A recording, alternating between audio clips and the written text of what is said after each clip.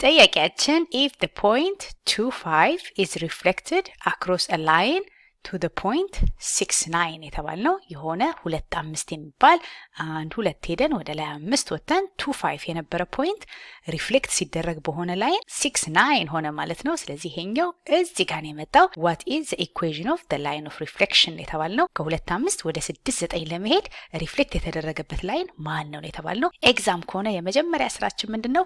እዚህ ጋር ቁጥራችን ይሄ የነበረ ወደዚህ ከሄደ ሪፍሌክት የምናደርግበት መስመር እንደዚህ ኔጌቲቭ ስሎፕ ነው የሚኖረው አይደለ? ከዚህ ወደዚህ ለመሄድ መስመሬ እንደዚህ ነው መሆን ያለበት። እንደ መስታወት ብትቆጥሩት እዚህ ጋር የቆመ ሰው በጀርባ ለመታየት መስመሬ እንደዚህ ነው መሆን ያለበት እንጂ ፖዚቲቭ ስሎፕ ያለው እንዲህ አይነት አይሆንም። ስሎፓችን ኔጌቲቭ መሆን አለበት ብለን ከጅማሬው ፈተና ሲሆን ይሄንን ካንስል ነው የምናደርገው። ለምን? ከኤክስ በፊት ያለው ኮኤፊሺየንት ፖዚቲቭ ነው፣ ይሄም ፖዚቲቭ ነው።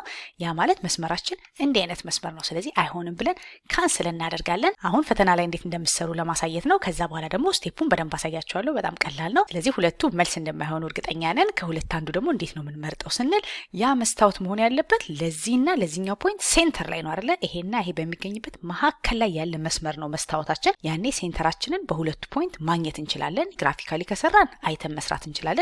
አለበለዚያ 6 እና 2ን እንደምራለን። 6 ሲደመር 2 ከዛ ለ2 እናካፍለዋለን። ከዛ የዋይን ለማግኘት ደግሞ 9 እና 5 እንደምረን ለ2 ማካፈል ነው። 9 ሲደመር 5 አድርገን ለ2 ስናካፍል ሪፍሌክት የምናደርግበት መስመር የሚያልፍበትን ሴንተር ማለት ነው። ስለዚህ ምን እናደርጋለን? ይሄኛው 6 እና 2 8 ነው፣ ለ2 ሲካፈል 4 ይሆናል። ከዛ ደግሞ 9 እና 5 ደግሞ 14 ነው፣ ለ2 ሲካፈል 7 ይሆናል። ስለዚህ ይሄ ሴንተራችን መሆን ያለበት ምንድነው? 4 እና 7 ነው። ስለዚህ ሪፍሌክት የምናደርግበትን መስመር እንደዚህ አድርገን ሴንተሩን ብናሰምር በዚህ ፖይንት ማለፍ አለበት። ይሄ መስመር በዚህ ፖይንት ማለፍ አለበት።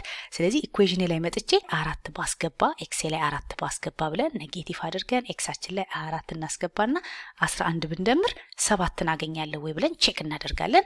ያኔ ይሄኛው 7 ይሰጠናል። እዚህ ጋር ግን ከመጣችሁ ኤክሳችን ላይ 4 ብናስገባ ኔጌቲቭ 4 እና 7 ሲደመር ፖዚቲቭ 3 ነው የሚሆነው። ስለዚህ ይሄ መልስ አይሆንም ብለን ቶሎ ብለን መልሳችንን በዚህ መልኩ መምረጥ እንችላለን። ፎርማል ፕሮሰሳችን ግን ምንድነው? ይሄ ፖይንት ከ25 ወደ 69 ሄደው ያኔ ስሎፓችን የዚህ መስመር ስሎፕ ማን ነው ብለን ስሎፑን ካልኩሌት እናደርጋለን። ያኔ y2 y1 ኦቨር x2 ማይነስ x1 በሚለው ስሎፓችንን እናገኛለን። ይሄኛውን ለምሳሌ x1 y1 ካልኩት ይሄኛው x2 y2 ይሆናል። እናንተ ደግሞ ይሄንን x1 y1 ካላችሁት ይሄንን x2 y2 ማድረግ ነው። ስለዚህ y2ችን 9 እንላለን። ሲቀነስ አድርገን y1ችን 5 ነው። ከዛ ኦቨር አድርገን x2ችን 6 ነው። ሲቀነስ አድርገን x1ችን 2 ነው። ከዛ ይሄ 4 ይሆንና 1 ይሆናል። የዚህ የሴግመንታችን መስመር ስሎፕ 1 ነው። እኛ የምንፈልገው ግን ሪፍሌክት የሚያደርግበትን የዚህን መስመር 90 ዲግሪ የሚሰራውን መስመር ይሄን ነው ላይን ኦፍ ሪፍሌክሽን ምንለው። ስለዚህ የዚህን ስሎፕ ለማግኘት እንዲረዳን ነው ይሄን ካልኩሌት የምናደርገው። ሁለት ላይኖች 90 ዲግሪ የሚሰሩ ከሆነ የስሎፓቸው ብዜት የመጀመሪያው ስሎፕና የፐርፐንዲኩላር ላይን ሁለተኛው ስሎፕ ሲባዛ ሁሌ ኔጌቲቭ 1 መምጣት አለበት። ስለዚህ ሁለቱ 90 ዲግሪ ስለሚሆኑ ይሄኛው 1 ከሆነ ብዜታቸው ኔጌቲቭ 1 ለመሆን የዚህኛው ሪፍሌክት የምናደርግበት መስመር ስሎፕ ማን ስለሆነ ነው? ኔጌቲቭ 1 ስለሆነ ነው ብለን የኦሪጂናላችን 1 ነው ስሎፑ። የሁለተኛው ስሎፕ ምን ቢሆን ነው ኔጌቲቭ 1 የሚመጣው ብለን ስሎፑን እናገኛለን። የላይን ኦፍ ሪፍሌክሽናችን ስሎፕ ማለት ነው። ስለዚህ ኤምቷችን ስንት ስለሆነ ነው? ኔጌቲቭ 1 ስለሆነ ነው ብለን የዚህን ስሎፕ እናገኛለን። ስለዚህ የመጀመሪያ ስቴፓችን ስሎፑን ካልኩሌት ማድረግ ነው። ሁለቱም ፖይንት ተጠቅመን ስሎፕ እናገኛለን።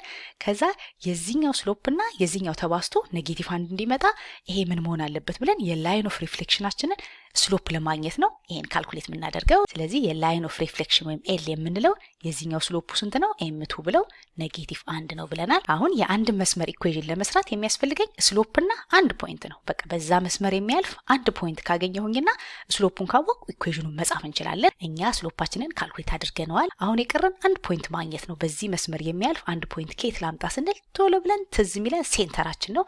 በሚድ ፖይንት ፎርሙላ ሁለቱን አደማምሬ ሴንተር ላይ ያለውን ቁጥር ማግኘት ይችላል ብለን ሴንተራችንን 6 እና 2 እንደምረን ለ2 ማካፈል ነው። ያኔ 4 እናገኛለን።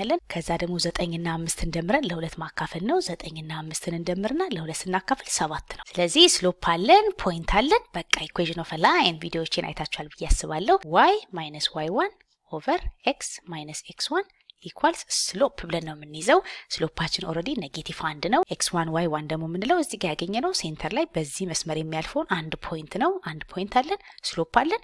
y is equal to አድርጎ በኢኩዌሽን ማስቀመጥ ነው። ለዚህ እዚህ እንመጣና y minus y1 የሚለው ላይ 7ን እንተካለን፣ x1አችን ላይ 4 እንተካለን። ኢኳልስ ኔጌቲቭ 1 ማለት ነው።